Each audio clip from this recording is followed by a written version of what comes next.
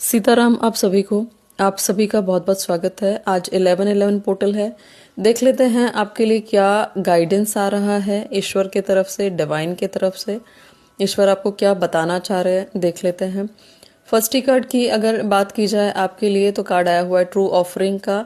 जिस प्यार के लिए अभी तक आप तरस रहे थे, जिस प्यार को आप लोगों में तलाश कर रहे थे, दुनिया में तलाश कर रहे थे, वो प्यार ईश्वर की तरफ से अब आपको देखने मिलेगा और ये निस्वार्थ प्यार होगा। और आपके लिए अगर बात की जाए सेकंड कार्ड की तो यहाँ पे मुझे नजर आता है आपके लिए एनर्जेटिक क्लियरिंग। ये कार्ड मुझे शो करता है कि काली माता आपकी बॉडी में हीलिंग प्रोवाइड करेगी। आपके जीवन में, आपकी बॉडी में किसी भी तरीके की नकारात्मकता थी, वो काली माता के थ्रू दूर की जा रही है। आपको पॉजिटिविटी मिलेगी और आपके जीवन में फ्लो आता हुआ नजर आता है। ये फ्लो करियर, फाइनेंस, लव, हर किसी वे में होगा।